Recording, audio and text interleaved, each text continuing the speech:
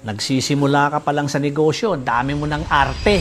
Ayaw mong magwalis, ayaw mong magbuhat, ayaw mong maglinis ng CR. Ang gusto mo agad, aircon, office, manager level. Kulang ka na nga sa kapital. Tapos namimili ka pa ng trabaho.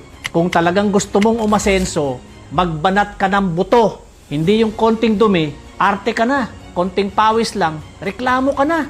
Tandaan mo to, pag nagsisimula kang magnegosyo, wala kang pwedeng isnabing trabaho. Lahat gagawin mo. Tagalinis, tagabili, taga-deliver, taga-kolekta. Ikaw ang boss, pero ikaw din ang janitor.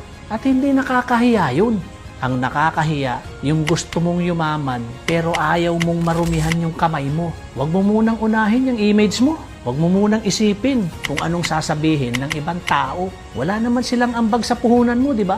Focus ka lang sa goal mo. Kumita ng marangal, mabuhay ng maayos, at umasenso ng malinis. Yung pagwawalis, yung pagbubuhat, tandaan mo, parte yan ng proseso. At kung hindi mo kayang gawin yan ngayon, huwag mong aasahan na makakamit mo yung tagumpay bukas. Kaya tanggalin mo yung kaartihan mo.